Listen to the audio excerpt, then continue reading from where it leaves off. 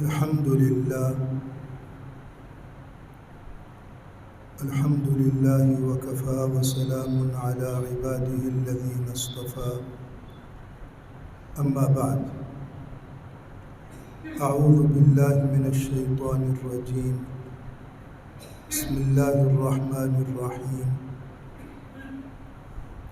إن الله يأمر بالعدل والإحسان وإيتاء ذي القربى وينهى عن الفحشاء والمنكر والبغي يعظكم لعلكم تذكرون صدق الله العظيم۔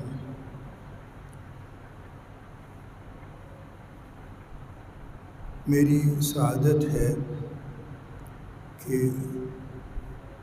آج میں آپ بزرگوں سے اور دوستوں سے اور جو ہمارے عزیز ان سے گفتگو کرنے کا مجھے وقت مل رہا ہے۔ یہ خطبہ واجبات میں سے ہے۔ خطبے کے بغیر جمعہ نہیں ہوتا۔ خطبہ کیا چیز ہے؟ جمعہ کے خطبہ میں جیسا کہ آپ صلی اللہ علیہ وسلم کی احادیث سے، آپ کے عمل سے اور پھر صحابہ کے عمل سے اور اس کے بعد طویل عرصہ تک جو ہمارے بڑے علماء تشریف لاتے رہے، ان کے عمل سے اور ان کے فرمان سے جمعہ کا خطبہ یہ ہے کہ لوگ جب اکٹھے ہو جائیں تو ان کے سامنے وہ چیز بیان کی جائے جو معاشرے میں فائدے کی ہے، یا ایک دوسرے پہلو سے ایک چیز کو بیان کیا جائے جو معاشرے میں نقصان دہ ہے۔ آپ صلی اللہ علیہ وسلم پر قرآن پاک نازل ہوا اور آپ صلی اللہ علیہ وسلم پر وحی بھی آتی رہی قرآن پاک سے ہٹ کر۔ جو وحی آپ صلی اللہ علیہ وسلم پر آئی قرآن پاک سے ہٹ کر، یعنی قرآن پاک سے علاوہ، اسے ہم حدیث پاک کہتے ہیں۔ تو یوں آپ صلی اللہ علیہ وسلم کی زبان مبارک سے قرآن پاک ہم تک پہنچا اور حدیث پاک ہم تک پہنچی۔ اب پوری انسانیت کے فائدے کی جو اصول ہیں، قاعدے اور ضابطے ہیں، وہ ان دو عظیم الشان کتابوں میں آ گئے، قرآن پاک میں اور حدیث پاک میں۔ اس میں کوئی شک نہیں کہ یہ قرآن پاک اور حدیث پاک یہ کسی ایک قوم کے لیے نازل نہیں ہوئے کہ صرف عربوں کے لیے نازل ہوئے ہوں یا فلاں قبیلے کے لیے نازل ہوئے ہوں، یہ پوری انسانیت کے لیے نازل ہوئے۔ اور اس انسانیت میں صرف عرب ہی نہیں ہیں کہ جن کی زبان میں قرآن پاک نازل ہوا اور جن کی زبان میں حدیث پاک سامنے آئی، وہی اس کے جو ہے وہ یعنی اس کے پروردگار کی جانب سے ان پر خطاب نہیں تھا، ان کے لیے یہ پوری انسانیت کے لیے قرآن پاک نازل ہوا اور پوری انسانیت کے لیے حدیث پاک سامنے آئی۔ پروردگار کے عظیم الشان انسانوں نے جنہوں نے اپنی زندگیاں لگا دیں قرآن پاک اور حدیث پاک کو پڑھنے میں، سمجھنے میں اور پھر اس کو آگے دوسروں تک پہنچانے میں۔ ہم پر ان کے بہت بڑے احسانات ہیں۔ اگر وہ قرآن پاک اور حدیث پاک کو آسان طریقے سے ہمارے سامنے نہ لاتے تو شاید ہم قرآن پاک پڑھ بھی نہ سکتے۔ یوں وہ ہمارے لیے بہت عظیم الشان ہستیاں ہیں، اور اسی لیے کہا جاتا ہے کہ جو عظیم الشان ہستیاں رسول اللہ صلی اللہ علیہ وسلم کے زمانے سے، جیسے صحابہ تھے، پھر آگے ان کے شاگرد تابعین تھے، اور یوں نسلاً بعد نسلاً جو پروردگار کے عظیم الشان بندے اس دنیا میں تشریف لائے، اور انہوں نے کوشش کر کے، جد و جہد کر کے قرآن پاک کو، حدیث پاک کو بنیاد بنا کر ہماری روزمرہ کی زندگی کے جو احکام ہیں وہ ذکر کیے۔ ایک ایک حکم کا انہوں نے مسئلہ تلاش کیا، حدیث پاک سے، قرآن پاک سے، اور پھر ہمارے لیے سہولت پیدا کر دی۔ آج اگر میں ایک کام میرے سامنے آ گیا، میرے کاروبار میں، میرے معاملات میں، یا کسی اور شکل میں میرے سامنے ایک چیز پیش آ گئی، اور مجھے پتہ نہیں کہ میں اب کیا کرنا چاہیے مجھے اس میں، پروردگار کے عظیم الشان بندوں نے اتنی بڑی محنت سر انجام دی کہ ہم یا تو کسی اللہ کے نیک بندے سے جو اہل علم ہو، اس سے جا کر اپنی بات پوچھ لیتے ہیں کہ یہ مجھے مسئلہ درپیش ہے، میں کیسے اس مسئلے سے اپنے آپ کو سرخرو کر سکتا ہوں کہ میں کام بھی کروں اور اللہ اور اللہ کے رسول مجھ سے راضی بھی ہوں، ایسا نہ ہو کہ میں کوئی غلط کام کروں۔ تو اس کے لیے پروردگار کے عظیم الشان بندے، جنہوں نے ہمارے لیے قرآن پاک کی تفسیر لکھی، حدیث پاک کو اکٹھا کیا اور اس کی تفسیر لکھی کہ ہم عربی جانتے نہیں، انہوں نے ہمارے لیے، ہماری زندگی کے ایک ایک لمحے کے لیے اور اس لمحے کے ہر عمل کے لیے انہوں نے مکمل اس کے جو احکام تھے وہ محنت کر کے زندگی لگائی، ساری راتیں لگائیں، اور عظیم الشان انہوں نے نیکیاں سر انجام دیں، جس کی بنیاد پر اللہ نے ان کے دلوں میں اور ان کے دماغ میں بہترین نورانیت پیدا کر دی، اور اس نورانیت کو سامنے رکھتے ہوئے اور اوپر سے جو تسلسل آ رہا تھا اس کو سامنے رکھتے ہوئے انہوں نے ہمارے لیے احکام آسان کر دیے۔ آج اگر مجھے آپ کو ایک مسئلہ درپیش آ جاتا ہے، ایک میرے سامنے چیز آ گئی، مجھے کیا کرنا چاہیے، مجھے اس کے بارے میں علم نہیں، تو یا تو آپ کے قریب میں ایسے اللہ تعالیٰ کے نیک بندے، علماء، جو علماء حق ہیں، آپ کو وہ مل جائیں گے، آپ ان کے سامنے اپنا مسئلہ رکھیے، وہ آپ کو فوراً اس کی رہنمائی کر دیں گے۔ آپ کے سامنے کتابیں ایسی آ گئیں اہل حق علماء کی کہ آپ اس کتاب کو دیکھیں اور آپ کی جو ضرورت ہے وہ شرعی لحاظ سے کیسے آپ کو سر انجام دینا ہے، آپ کو فوراً پتہ چل جائے گا۔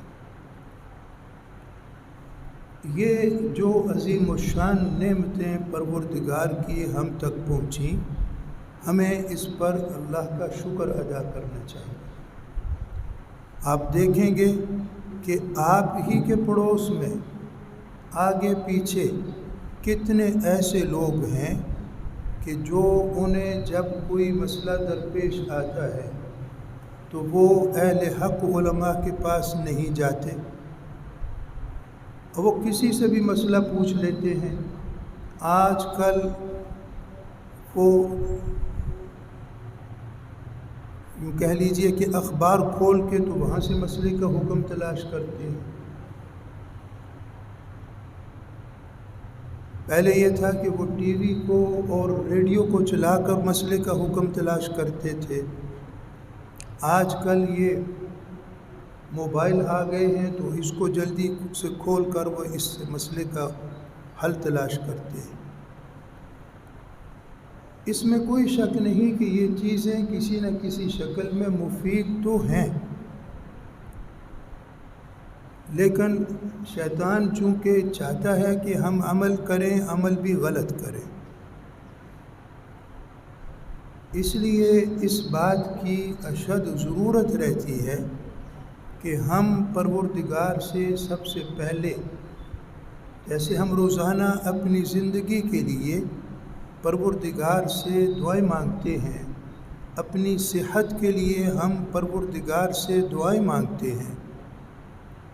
جو ہماری ضروریات ہوتی ہیں دنیاوی لحاظ سے ہم ان کی تسہیل کے لیے ہم پروردگار سے دعائیں مانگتے ہیں، ٹھیک اسی طریقے سے ہمیں ہر روز پروردگار سے ایسی ہدایت کی دعا مانگنی چاہیے کہ اللہ ہمیں اپنے کسی ایسے نیک بندے کی طرف متوجہ فرما دیں کہ جس سے اللہ راضی ہیں، جس کے علم پر اللہ راضی ہیں۔ تو یوں ایک انسان جس نے خود آگے بڑھ کر زندگی نہیں دی دین سیکھنے کے لیے، یا اس کو ایسے بڑے اساتذہ میسر نہیں آئے جو اہل اللہ میں سے تھے اور دین وہ سمجھے اور پھر آگے انہوں نے سمجھانا شروع کیا، اگر ایسے لوگ بالفرض نہ بھی ملے تو ان کی کتابیں میسر آ جاتی۔ یہ میں نے تمہید اس لیے باندھی کہ میں آپ کے سامنے یہ بات رکھ سکوں کہ آپ لوگ کس قدر خوش قسمت ہیں، کس قدر خوش قسمت ہیں آپ لوگ کہ آپ کے لیے طویل عرصے سے، جب سے مجھے ہوش آئی، آپ کو رہنمائی دینے والے بہترین انسان ہوتے تھے، جن کا علم بھی صحیح علم تھا، اور آج بھی الحمدللہ یہ نعمت آپ لوگوں کو میسر ہے۔ یہ بہت بڑی سعادت کی بات ہے، اس پر پروردگار کا شکریہ ادا کرنا چاہیے کہ جب کوئی آدمی کسی نعمت کا شکریہ ادا کرتا ہے تو اللہ اس کو وہ نعمت مزید نصیب فرما دیتے ہیں۔ لَإِن شَكَرْتُمْ لَأَزِيدَنَّكُمْ، اگر آپ لوگ میری نعمت کا شکریہ ادا کرو گے تو آپ کو ہم اور زیادہ ضرور دیں گے۔ ایسا نہیں کہ کسی شخص نے شکریہ ادا کیا ہو نعمت کا اور پروردگار پھر اسے وہ نعمت نہ نصیب فرمائے، ایسا نہیں ہو سکتا۔ جو میں نے آیت کا ٹکڑا پڑھا ہے، لَإِن شَكَرْتُمْ، اگر تم نے شکریہ ادا کیا، یہ شرط ہے، کنڈیشن ہے، اگر تم نے شکریہ ادا کیا، اور یہ آپ کے لیے ضروری ہے، ہر انسان کے لیے، خصوصاً مسلمان کے لیے، کہ جیسے اللہ نعمت نصیب فرمائے، اور پروردگار کی نعمتیں ہم پر ہر وقت برستی ہیں، ہم زندہ نہیں رہ سکتے، ہم چل نہیں سکتے، ہم بیٹھے ہوئے ہیں تو اٹھ نہیں سکتے، لیٹے ہوئے ہیں تو اٹھ نہیں سکتے، ہم کوئی بھی عمل سر انجام نہیں دے سکتے پروردگار کی نعمت کے سوا۔ تو آگے فرمایا لَأَزِيدَنَّكُمْ، شکریہ ادا کرو گے تو ہم بڑے وثوق سے کہہ رہے ہیں، ہم بڑے وثوق سے کہہ رہے ہیں کہ ہم آپ کو اور نعمت دیں گے۔ آپ نعمت کا شکریہ ادا کیجئے ہم آپ کو اور نعمت نصیب فرمائیں گے۔ یہ پروردگار کا حکم ہے، اور یہ اس بڑی عظیم الشان ہستی کا حکم ہے کہ جن کے ہاں ایسا نہیں کہ دیکھیے وعدہ تو میں نے کر لیا تھا لیکن آج مجھے یہ وعدہ پورا کرنے کے لیے فرصت نہیں ہے یا گنجائش نہیں ہے، ایسا نہیں۔ تو خلاصہ یہ کہ پروردگار کے ہم پر بہت احسانات ہیں۔ سب سے بڑا احسان ہم پر یہ ہے کہ پروردگار نے ہمیں ایمان پر پیدا فرمایا۔ ہم میں اب وہ ہمارے بزرگ نہیں رہے جنہوں نے اسی گاؤں میں اپنے ساتھ دیکھا ہو کہ اسی گاؤں میں وہ لوگ بھی تھے جو اس ایمان کی نعمت سے محروم تھے۔ ان کی گفتگو، ان کا بول چال، ان کی شکل و صورت ہم ہی جیسی تھی، لیکن پروردگار نے انہیں ایمان کی نعمت نصیب نہیں فرمائی۔ اب وہ لوگ دنیا میں ہماری طرح کھانا کھاتے تھے، ہماری طرح لباس پہنتے تھے، اور جو پروردگار نے ان کی عمر لکھی وہ ہمارے ہی بڑوں کی جیسے وہ بھی عمر گزار کے آگے چلے جاتے تھے۔ لیکن فرق یہ ہے کہ وہ بغیر ایمان کے فوت ہوئے، اور ہمارے بزرگ جو بڑی عمر میں اس وقت پہنچتے تھے اور ان کی تقدیر آ جاتی تھی اور وہ فوت ہو جاتے تھے، ان میں جو ایمان نہیں لائے تھے، فرق یہ ہے کہ یہ لوگ جیسے قبر میں جائیں گے جو ایمان نہیں لائے، ان کے لیے قبر جہنم کا گڑھا بن جائے گی، آگ کا گڑھا بن جائے گی۔ اور جو ہمارے بزرگ بڑی عمر میں جا کر فوت ہو کر آگے چلے جاتے ہیں، تو پروردگار کے اس احسان کی وجہ سے، اس کرم کی وجہ سے کہ ہمارے بڑوں کو پروردگار نے ان کی زبان پر کلمہ جاری فرما دیا، ان کو مسلمان بنایا، مومن بنایا، وہ جیسے ہی وہاں جائیں گے قبر میں تو اللہ کی جانب سے انشاءاللہ، جیسا کہ ہمیں امید ہے اور یہ امید رکھنا چاہیے، اللہ ان کی قبر کو جنت کا ٹکڑا بنا دے۔ یہ جو ایک عظیم الشان نعمت ہے، آج ہم اس نعمت پر، اللہ نے ہمیں یہ نعمت نصیب فرمائی، ہم نے اس کے لیے کوئی قربانی نہیں دی۔ آپ صحابہ کے قصے پڑھتے ہیں، علماء سے آپ سنتے ہیں، ان لوگوں نے عظیم الشان درجے حاصل کیے، لیکن اس سے پیشتر انہوں نے بے بہا قربانیاں بھی دیں۔ ہم پر پروردگار کا احسان ہے کہ ہم ایک مسلمان کے گھرانے میں پیدا ہوئے، اس لیے ہم مسلمان ہیں۔ یہ بہت بڑا احسان ہے پروردگار کا کہ ہمیں ایمان لانے کے لیے کوئی جد و جہد نہیں کرنی پڑی، کوئی تکلیفیں نہیں اٹھانا پڑی۔ یہ اللہ کا ہم پر احسان ہے، اس احسان کا شکریہ ادا کرتے رہنا چاہیے۔ اور جیسا کہ میں نے ابھی حدیث قرآن پاک کا ایک ٹکڑا، آیت کا ایک ٹکڑا پڑھا، لَإِن شَكَرْتُمْ لَأَزِيدَنَّكُمْ، اگر آپ لوگ اس بات پر شکریہ ادا کرو، پروردگار فرماتے ہیں کہ اگر تم شکریہ ادا کرو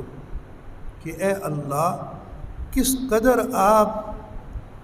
ہم پر مہربان ہیں، کس قدر آپ ہم پر شفیق ہیں کہ آپ نے ہمیں بڑی آسانی کے ساتھ اسلام ایمان دے دیا، کہ ہمیں مسلمان گھر میں، مومن گھر میں آپ نے ہمیں پیدا فرما دیا، اور اس کے بعد پھر ہمارا ہر روز جو گزرتا ہے وہ ایمان کی حالت میں گزرتا ہے۔ ایمان کی حالت میں گزرنے والا دن، اب وہ عظیم الشان دن ہے، بجائے اس کے کہ کسی کا یہ دن گزرے کفر کی حالت میں۔ کفر کی حالت میں جس کا دن گزرے وہ تو روز جہنم کی طرف بڑھتا چلا جا رہا ہے۔ ہم پر پروردگار کا یہ عظیم الشان احسان ہے۔ یہ جو نعمت پروردگار نے ہمیں نصیب فرمائی، اس نعمت کو آگے دوسروں تک پہنچانا یہ ہم پر فرض ہے۔ آپ صلی اللہ علیہ وسلم کی کتنی احادیث ہیں جس میں آپ صلی اللہ علیہ وسلم نے یوں فرمایا بلغوا عنی،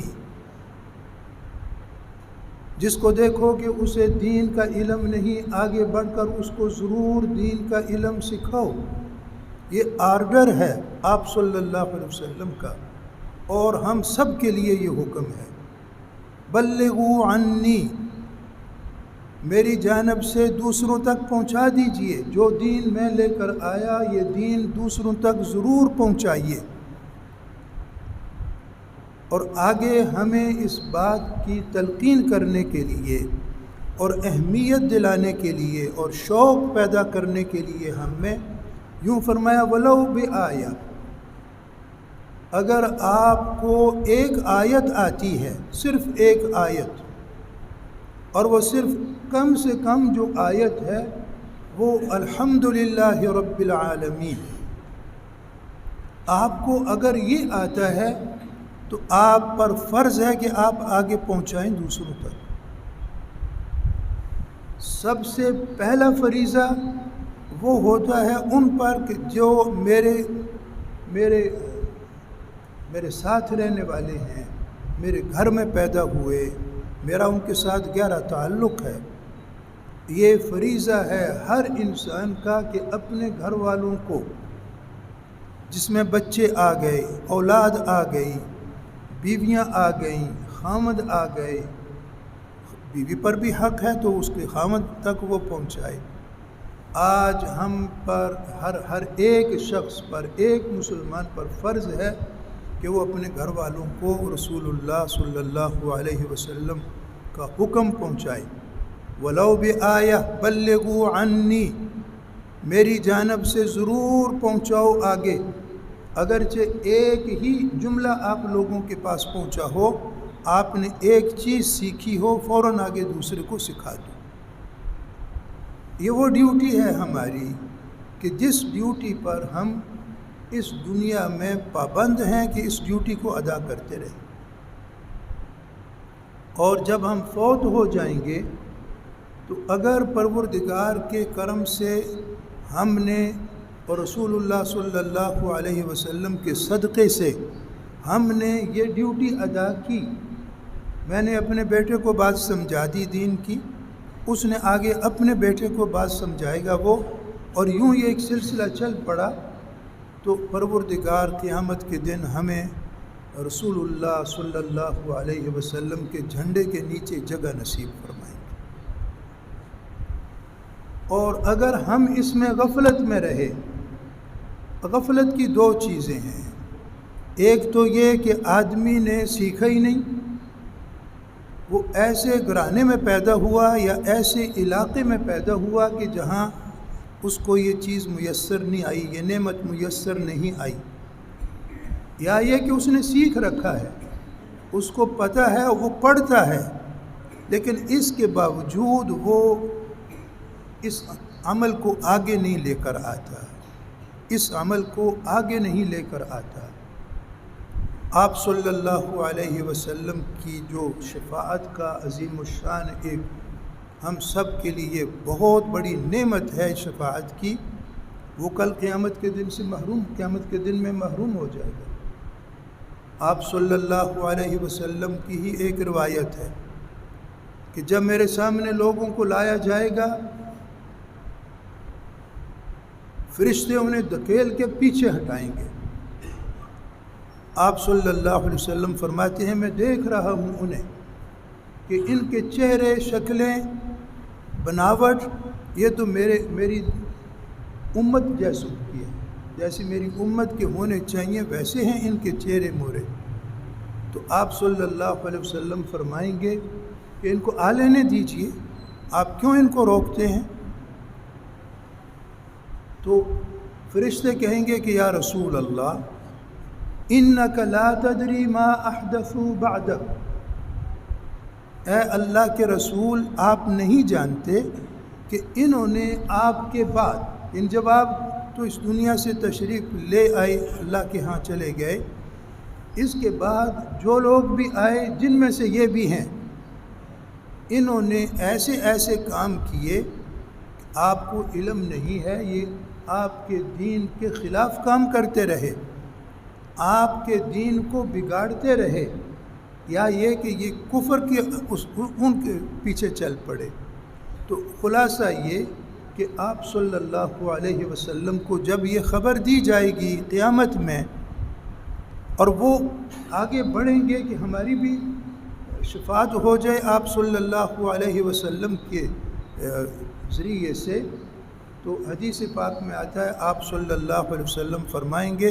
سحقاً سحقاً، آپ ان کو دور کر دیجئے مجھ سے، میری آنکھوں سے دور کر دیجئے، ان کو دور کر دیجئے،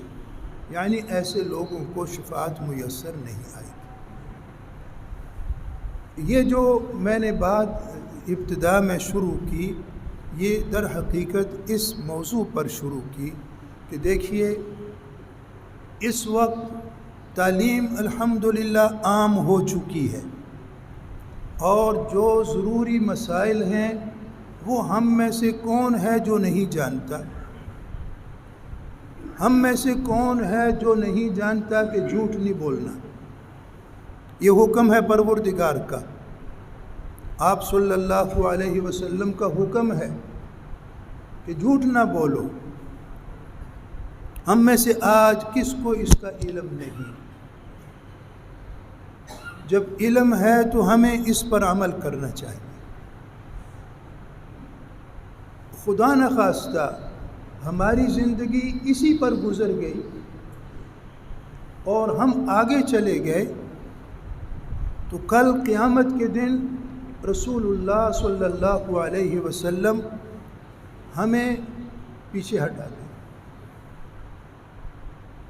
ہم میں سے کس کو علم نہیں کہ کسی کی غیبت نہیں کرنا چاہیے، غیبت نہیں کرنی چاہیے۔ غیبت کیا ہے؟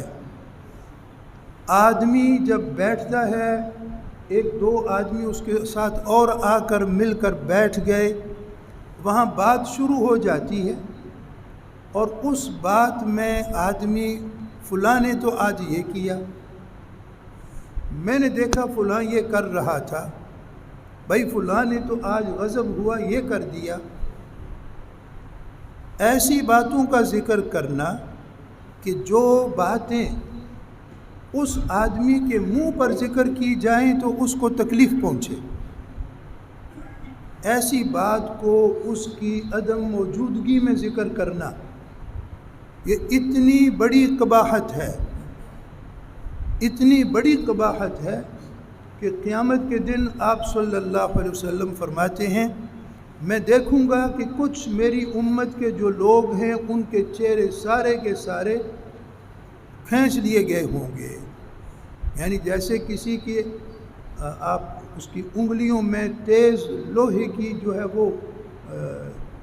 وہ ڈال دیں اور وہ کسی کا یوں آگے بڑھ کر اس کے پورے چہرے کو کھینچ لے اوپر سے، ایسی شکل میں ان کو وہاں پیش کیا جائے گا، اور آپ صلی اللہ علیہ وسلم دور سے سمجھ جائیں گے کہ اچھا یہ وہ لوگ ہیں جو معاشرے کو تباہ کرنے کے لیے، مسلمان معاشرے کو تباہ کرنے کے لیے اس کی بات اس تک پہنچاتے تھے اور اس کی بات اس تک پہنچاتے تھے۔ اس سے مسلمان معاشرہ متاثر ہوتا ہے، اور جب مسلمان معاشرہ متاثر ہو تو گویا آپ صلی اللہ علیہ وسلم کی جو امت ہے اس کا نقصان ہوتا ہے، اور اس نقصان پر رسول اللہ صلی اللہ علیہ وسلم یہ گناہ قیامت کے دن نہیں معاف ہوگا، اور آپ صلی اللہ علیہ وسلم ایسے لوگوں کی سفارش نہیں کریں گے۔ آپ صلی اللہ علیہ وسلم ہی کے فرمان کی ہی روشنی میں ایک آدمی نے دیکھا کہ اس نے کوئی گناہ کر لیا. یہ گناہ صرف اور صرف اس کی ذات اور اللہ کے درمیان تھا. یعنی ایسا گناہ نہیں تھا کہ جو اس نے گناہ کیا اس میں کسی بندے کا بھی حق تھا. وہ حق تھا پروردگار کا. اس میں اس نے گناہ کر لیا. مثلا وہ ایک جگہ پر اپنے طور پر تو وہ چھپ رہا تھا، چھپ کر اس نے ناپاک چیز پی لی اور ایک آدمی نے اس کو دیکھ لیا. اس نے اسے دیکھا اور یہ پہلی دفعہ اس نے یہ عمل سر انجام ہوا اس سے، یا اس نے پہلی دفعہ اس کو دیکھا. یہ پہلے نہیں جانتا تھا کہ یہ شخص اس ناپاک چیز کو پینے کا عادی ہے. اب اس نے وہ دیکھا اس کو یوں، اور بجائے اس کے کہ یہ اس کو جا کر کہے کہ تو نے آج بہت غلطی کی، توبہ کرو، آئندہ کے لیے ایسے کام کے قریب نہ آنا، اس کو سمجھایا نہیں، بتلایا نہیں. اور وہ ہے ایسا شخص کہ جو پہلی دفعہ اس شخص نے یہ عمل کیا تھا. ہمیں حکم ہے کہ ہم اس کے اس عیب پر پردہ ڈالیں، اس کے اس عیب پر پردہ ڈالیں، اس لیے کہ جو اس نے کام سر انجام دیا اس میں سب سے پہلے اسی کا ہی نقصان. ہمارے معاشرے کو تو بہت دیر کے بعد نقصان آئے گا، سب سے پہلے اسی کا نقصان ہے. آدمی اس کو گھر لے جائے، کسی اور جگہ پر بٹھا کر احسن انداز سے اس کو سمجھائے کہ یہ ناپاک چیز، اس کا استعمال کرنا ناجائز ہے، اللہ اور اللہ کے رسول آپ سے ناراض ہو جائیں گے. یہ تو ہوگی نصیحت اس کو کرنا. اور اگر میں نے دیکھ لیا اور پھر میں نے محفل میں بیٹھ کر اس کا ذکر شروع کر دیا قبل اس کے کہ میں اس کو سمجھاؤں اور وہ میری بات کا انکار کرے، اس طریقے کی جو بات ہے پروردگار نے اس کو بھی منع فرما دیا. قرآن پاک میں بھی اس کو منع کیا، اور حدیث پاک میں تو آپ صلی اللہ علیہ وسلم نے اس کے بارے میں بہت شناعت ذکر فرمائی. جو لوگ اس طرح کے کام کرتے ہیں، کسی کا عیب دیکھا اور اس کو لے کر چل پڑے معاشرے میں، اور وہ عیب ایسا تھا کہ جس کا نقصان اسی بندے کو ہی پہنچ رہا. اگر تو وہ چوری کر رہا ہو تو اس کا نقصان جو ہے وہ اس کو تو پہنچے گا دینی لحاظ سے، لیکن وہ جس کی چوری کر رہا اس کا بھی نقصان ہے. ایسے موقع پر تو خاموش نہیں رہنا چاہیے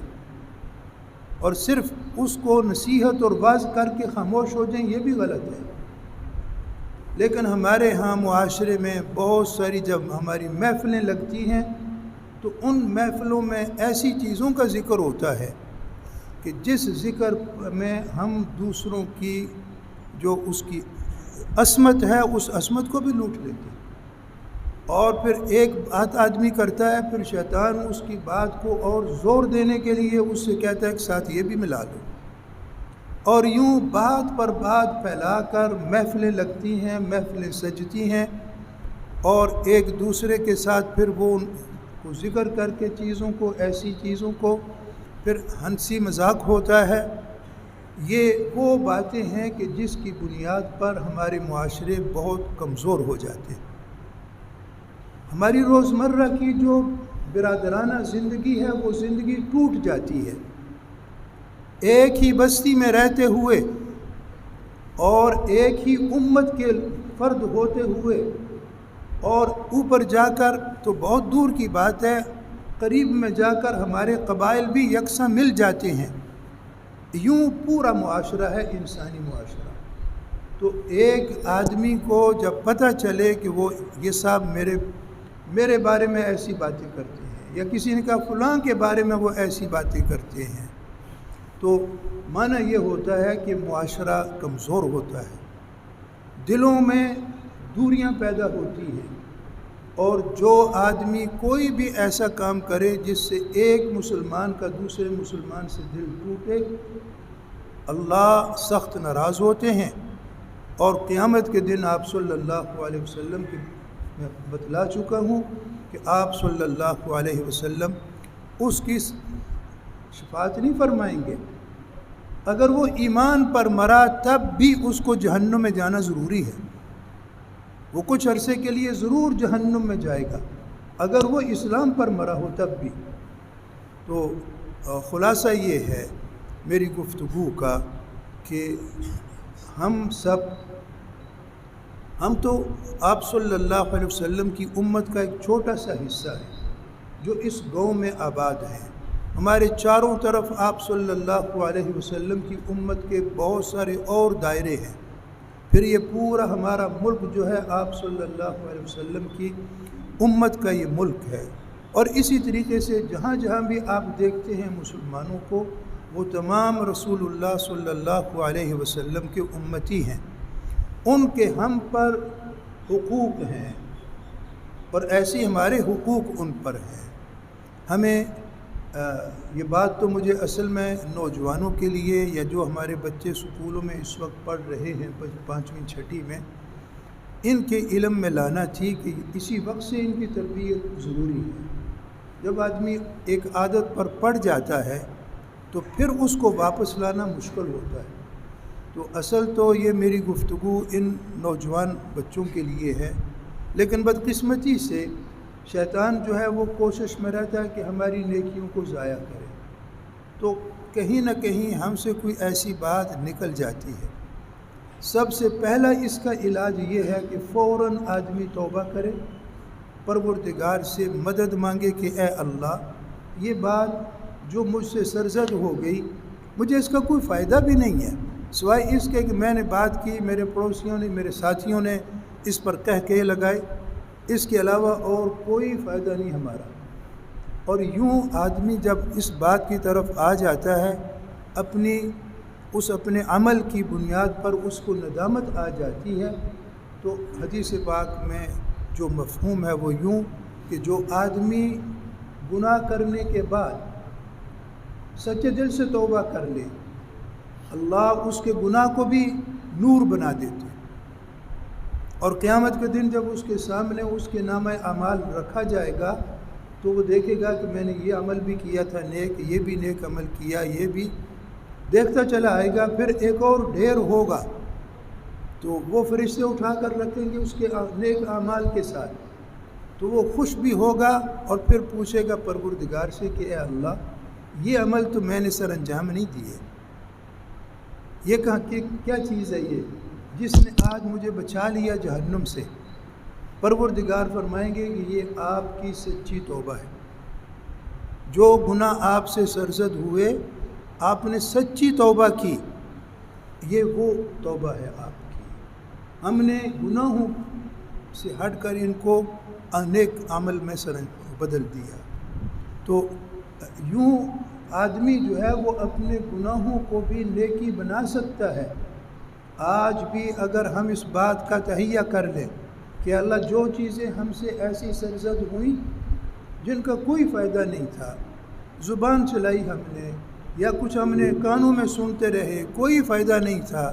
کانوں کو لگا کر ہم گندی چیزیں سنتے رہے یا کچھ اور ایسے کام، تو ہم ان کو نیکیوں میں تبدیل کر سکتے ہیں۔ توبہ کرنا چاہیے، اور توبہ ہم میں سے ہر انسان توبہ کا محتاج ہے، اور آپ صلی اللہ علیہ وسلم بلکہ قرآن پاک نے ہمیں حکم دیا کہ آپ لوگوں کو توبہ کرنی چاہیے، ہر روز توبہ کرنی چاہیے۔ آپ صلی اللہ علیہ وسلم فرماتے ہیں کہ میں انا اتوب الی اللہ فی اليوم واللیلہ 70 مرہ۔ آپ صلی اللہ علیہ وسلم فرما رہے ہیں جنہوں نے کبھی گناہ کیا ہی نہیں، وہ فرماتے ہیں کہ کوئی دن ایسا نہیں گزرتا کہ جس دن میں 70 دفعہ توبہ نہ کرتا ہوں۔